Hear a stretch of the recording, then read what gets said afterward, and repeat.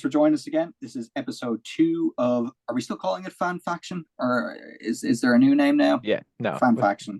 Yeah. Episode 2 of FanFaction, and this week, Dylan's choice is Terrifier from 2016. So, brief synopsis, very very brief.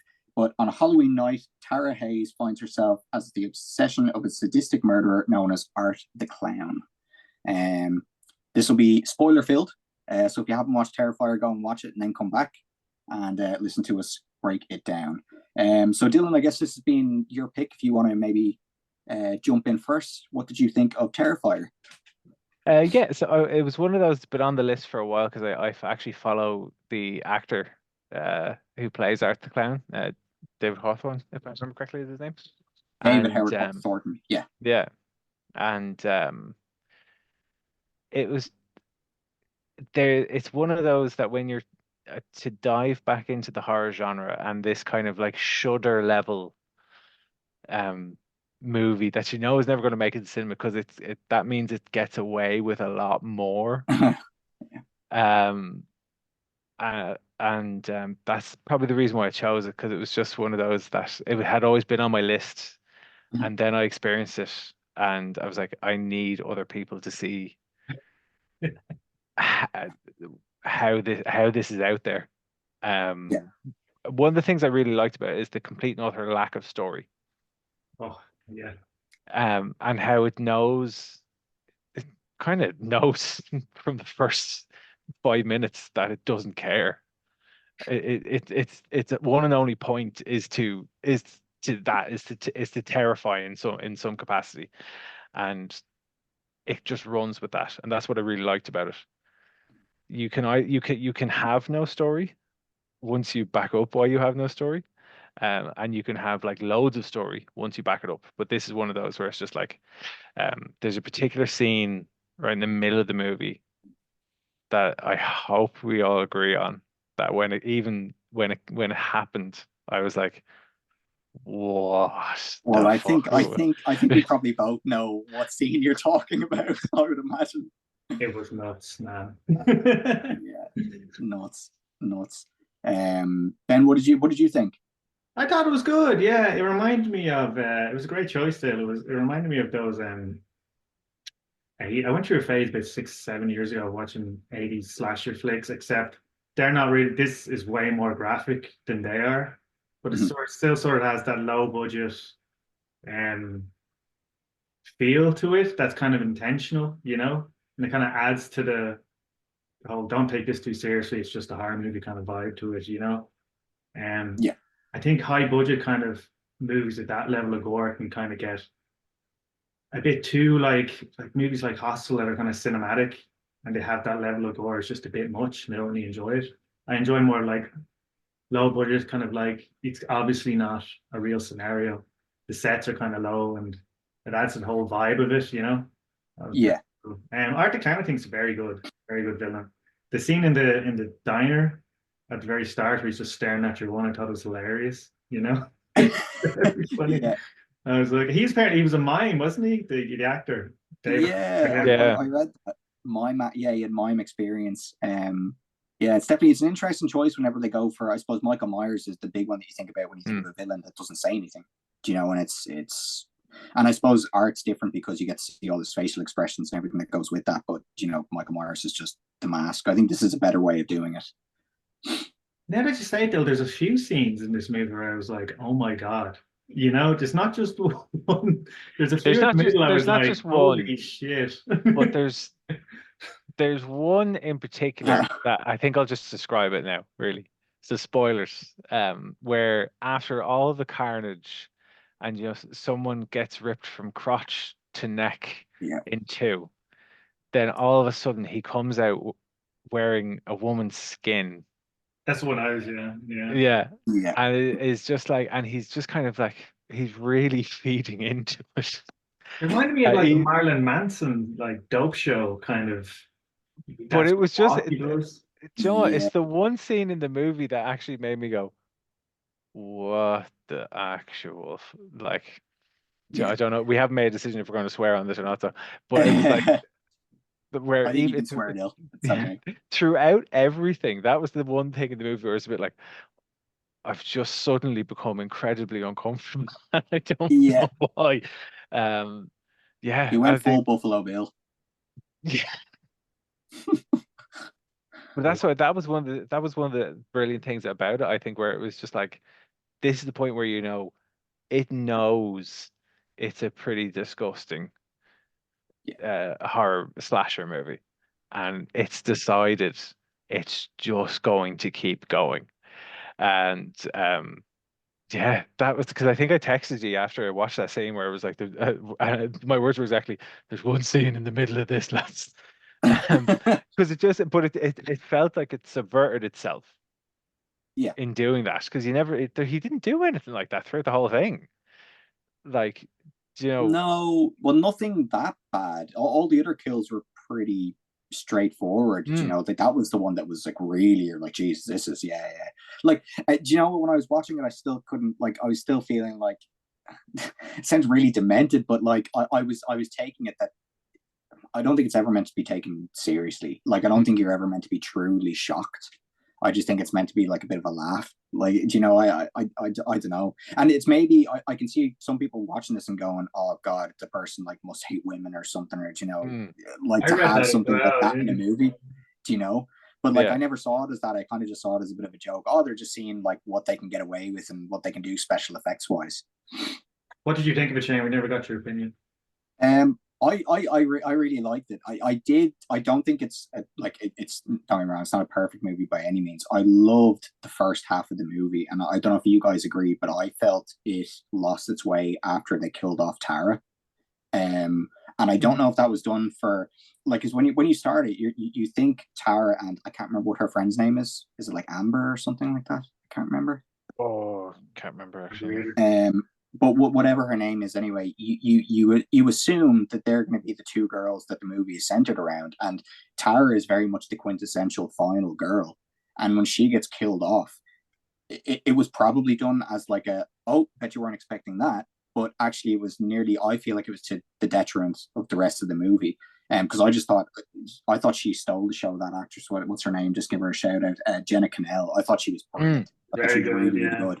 And yeah, I just felt like, after she died, I just felt like the kills kind of became a little bit repetitive and it was a little bit clumsy in parts. But the first half, like the jack-o'-lantern kill, and like you were saying, Dill, like that scene, the crotch to head, like, I mean, that was just, do you know what it made me think of was Bone Tomahawk, and that came out the year before. I was wondering, is that a homage to Bone Tomahawk? I thought that was, it was, I was laughing a lot throughout the movie. It was just so ridiculous. But I agree with you guys. Art's a great villain, and I think it works because if you think about it being a Halloween night, I mean, anybody could do that dressed up as a clown and be psychotic, and you're hidden behind that face paint. You don't know who it is, which kind of only lends to the kind of terror of the situation. There was a few unrealistic bits, like the friend not being creeped out at all and taking selfies with. I know, yeah. Stuff like that. You're like, Jesus, like, have a bit of common sense. It was legitimately creepy. He was just sitting there like smiling. Yeah. It was so. Yeah. But if you think about it though, well, as unrealistic it is, there's also always someone who would be like, nah, I'm going to do that. Yeah. There's always the idiot in the group. Yeah. Yeah. Absolutely. I found myself thinking about that a little while ago, where I'm like, tropes exist for a reason. Yeah. And in the context of, if we were confronted with a serial killer, we all know that one idiot who would run upstairs even if they were beside the exit door. Yeah. Yeah. Yeah. Which actually we'll probably be talking about later with or next week on Barbarian. I will have a lot to say about that. But yeah, no, you're dead right. I'm trying to think, is there anything else kind of that you guys? Oh yeah, what did you guys think of? Because I don't know, the homeless lady. Like, was she just there to kind of make you think that maybe Art had some sort of sympathetic bone in his body? Because I never really felt like he was going to be an empathetic character, and I was like, why is this here? It just felt kind of a bit weird. It was a bit thrown in But I think it was more this thing of like, I think it was kind of meant to. What am I trying to say? I found myself doing while watching the movie was, rating the kills and racking up the kill counts, and then it was like this character comes along where you're like, okay, here we go. What's Yeah. going to happen here? And then it's like nothing happens. Yeah. Do you know? So I think Yeah. it was maybe just a little bit of like, just subvert what you're thinking. But Who was the Yeah. homeless lady again? Maybe I'm missing it. I thought you were talking about the one with the doll. Yeah, sorry, that's well, That's I the just one. assumed she was homeless and she was living in that Yeah. warehouse. But yeah, no, her and yeah, I think that I think it's definitely a problem for the movie in that you're hanging the second half of the movie on that woman who you don't really know much about, and the sister who really isn't in the movie and she just kind of pops in. And But you care about Tara's the caretaker as well. He got a rough ride of it. He was so close Yeah. to being rescued and getting out of there as well. And I was just like, oh man, no. Yeah. The scene where Art's cycling around on the bike was hilarious. I think I can't remember. They're hiding or something behind the car, and he just look around and he's going around his mini bike. Yeah, because it comes out of nowhere as well. Because wasn't he actually following her, and then out of nowhere he's on a bike? It just had no context. Yeah, it was very funny. The opening scene was very creepy. What scene? The opening scene, your one with no face. Yeah, that was great. That felt very Grindhouse. That's the word I was looking for earlier. Yeah, that's the word I was looking for earlier. Sorry. Yeah, no, that was great. That was really, really good. It's a strange opening in a way, but really, really good. Glad that reporter got a. Well, but I suppose how did she get killed? Oh, she got her thumbs in the eyes, wasn't it? Yeah. I suppose it's one of those things that like even with that, especially of a slasher genre, you do, while you can like your kind of your middle can be just absolutely stupidly ludicrous. To ground it in some way is what, like, then you get to that where like, oh no, this is just some psychopath. Yeah. You know, that obviously they've gone and it goes in a much more supernatural direction. Which I don't know how I actually feel about that. Do you mean the ending? Yeah.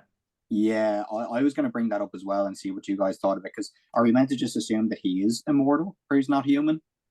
Do you know, like, how does he shoot himself in the head and magically be alive? I think it's one of those things because where we would have to watch Terrifier 2 because it's so what was he meant to be then? I don't know. The only thing that I can think of is maybe, have you seen Terrifier 2, Dill? Not yet. Yeah, because the only thing that I can think of is maybe it's a prequel.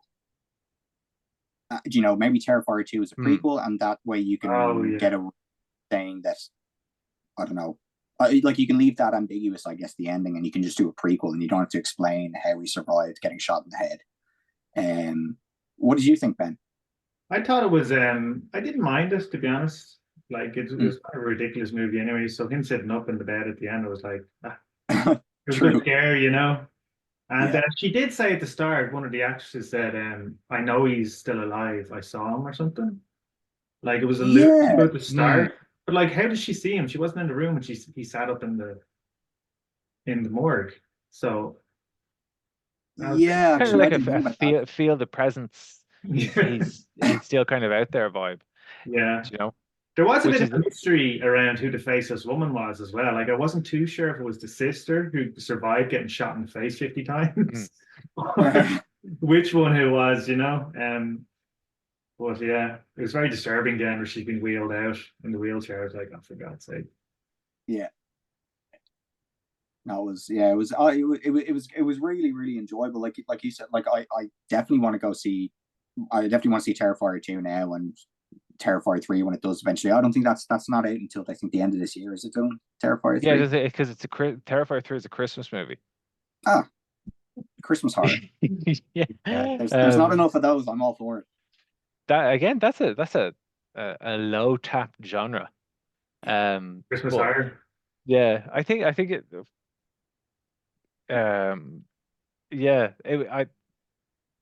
Yeah, One yes. of you guys had mentioned Black Christmas, I think, the last time we were talking. I was going to pick it, Oh, and then I didn't. I really should have. that- Maybe next time. That's probably more Maybe, of a Christmas pick. well, maybe we'll do this. The month of December will just be outlandish Christmas movies. yeah. Great, yeah. I think. So, what did you guys think? I mean, we kind of have to talk about, I guess, maybe to end things off. What was your kill of the movie? Oh, it has to be Chainsaw from like crotch to nose. Yeah, I'm trying Like to even think. the thing that I really loved it because even I was sitting there and I was going, not even Eli Roth would have done that. It was. yeah. And like, do you know what I mean? And he cut someone's eye off with the fucking scissors. Yeah. It's one of those scenes where I was watching it and it's like as kind of funny as I thought it was, as well as shocking. I was kind of thinking to myself, I'm so glad Fiona's not here watching this. I I was had like, I was watching on the TV in the sitting room. I had the curtains open, and I just had to get up and close the curtain. And that was somebody all. probably thought you're watching a snuff movie or No, something. it's like Jesus Christ. Yeah, definitely. Yeah, the neighbors wouldn't think any better of you. I don't think if they saw you watching something like that. I'll go But with yeah, I really like the jack-o'-lantern kill. But I don't think you don't actually see that kill, but you see the aftermath. I just thought that was really, really cool bit of effects. Yeah, I'd be different. I go with your one getting shot in the face 50 times. I thought it was a bit ridiculous. Isn't she like, does she get up with a knife and she gets shot initially and then he just unloads on her? He's like, fuck this, you know? So Yeah. I think Yeah, she gets shot in the body first, I think, or something, and then she gets shot in the side of the face, and she's still like dragging herself around for like 10 minutes. And then you think, oh, maybe she's gonna survive this, and he's like, nope. Yeah, it's rough. It doesn't pull any punches, but that's what's kind of cool about it is it doesn't take itself too seriously. It knows it can kind of push the boundaries because it is a bit of a nearly like a. I don't want to say it is a comedy because it's not. But it does tell that line though. It's on the edge that like the whole 100%, 100%, and that's why it gets away with some of that stuff. Like you could have a movie like that be completely malicious. I don't think it was ever malicious. I don't think that movie like that's not. I would assume that wasn't the director or the writer's intention, and it ended up exactly how we wanted it to. Yeah, it was good. I haven't seen a movie like that in a long time. You know. I don't know. The last horror movie I watched before that was A New Scream, which wasn't too bad. It was okay. But when you haven't seen like people getting stabbed or gore in a while, it's like Jesus. Yeah, this movie did it really well, didn't it? Like for a low, this was a lower budget movie, but I thought the gore and the special effects like was amazing, like really really well done. Yeah, the lighting was good as well. Each scene felt pretty eerie, you know. It kind of felt like it felt like a better Hellraiser movie than the new Hellraiser movie. I haven't seen it yet, so I'll have to reserve judgment. But but it was almost like everyone really enjoyed the vision, and they just, regardless of the money that was available, did like an unbelievable job. And it's also a really nice length. It is. I have a huge problem lately with movies because they're all too bloody long. Same. I started watching John Wick 4 last night and I turned it off after like 2 hours. I was like, I'll just finish it tomorrow. Yeah. So why is a John Wick movie 2 hours 45 minutes? I watched it in bits as well because it was overly long. You had so many things. Sorry, what? Your man Skarsgård's quite good in it as the villain. He's got a good screen presence, you know. Yeah, I really like him. You know, he's the Crow now. Is he? And Nosferatu. He's carved out a good niche for himself, yeah. Yeah, he's got the villain tied down, I think, for the next 10, 20 years. He seems like, I don't know, just everybody wants to work with him, it seems like. But yeah, this was great. I have to say, like for picking 3 movies in a month, these 2 first ones that we've done were really, like, I really enjoyed them. Oh yeah. Apparently, I was reading the Reddit comments on this movie. There was some negative things about it that I didn't really agree with. But there was someone saying like if you think it was pretty gory to watch, there's a behind the scenes on YouTube you can watch that apparently just shows how much of a laugh the cast was having when they're filming it. Yeah. I haven't watched it, so it's probably something I might watch later in the month just to have a behind the scenes and see what kind of crack they were having doing it. Because I'd say it was a bit of fun film, you know. Oh, definitely. Yeah. Yeah, like I mean, at no point was I scared during this movie. You know, like it's not one of those movies. It's just a fun horror movie. I wish there was more stuff like this, to be honest, because I think most horror stuff that's out now tries to be, you know, that's their main selling point. Is always like jump scares or stuff like that. And like I don't know, sometimes I'm just, you know, you want a fun horror movie, you know. Yeah. It's definitely it's gone the other way, I think, lately, especially kind of the last 10 years. It's either really, really artsy or really, really like, you know, we're trying to scare you by doing all these things. But yeah, no, this was a breath of fresh air. I know it's kind of 8 years old or whatever, but no, this is really good. It is 8 years old. Holy shit. 2016. But it's still one of those that, like, for as big as it is, there's still tons of people who haven't seen it. Yeah. Because we're still in a time where people think stuff is in the cinema or there's only 2 streaming platforms it can be on. Yeah. Well, that's what you said. It was on Shudder, was it originally? No, well, I found it on a movie app called Rakuten. Oh yeah. I think it's on Shudder now. I think, which is a great service. I'll let you know if we watch the second one anyway. I definitely want to, but I heard it's long. Oh, I heard it's like 2+. What? Yeah, it's a bit long. Although I have heard some people say that it's better than the first. So I mean, really, that'd be yeah. Like it's definitely it's got its cult fans. Yeah, and if they're making a third, I mean, there's obviously an audience for it.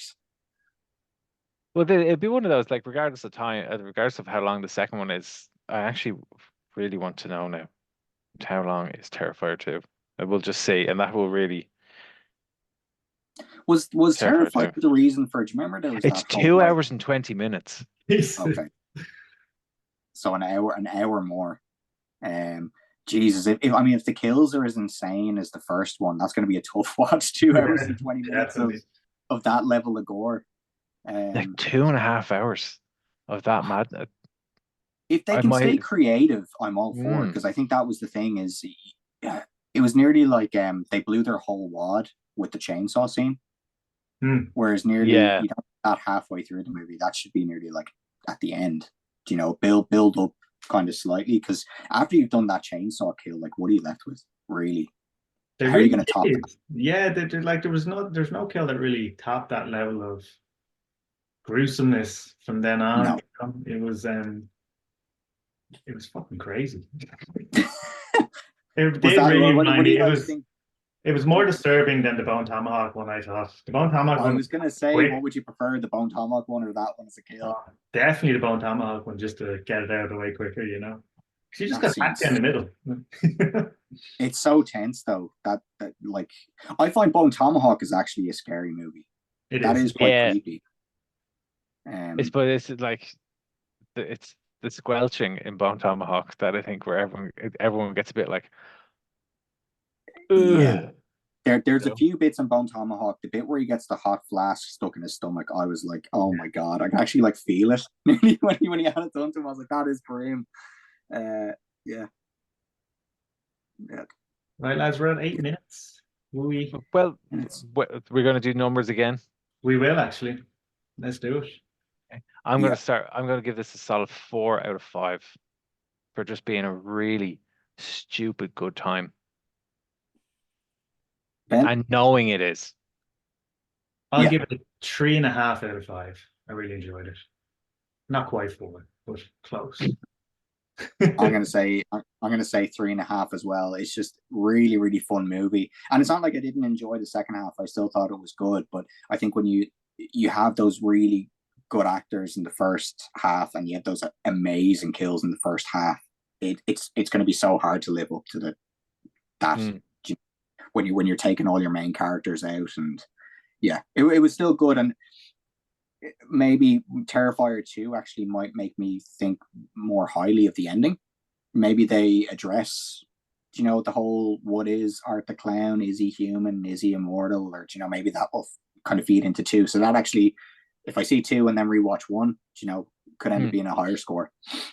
The best slasher flick I've seen in a decade, I said. Like, I haven't seen anything come close to it in a long time, I would agree. I'm not actually huge into the slasher genre. Like, I love horror, but slasher would be kind of towards the bottom for me as a subgenre.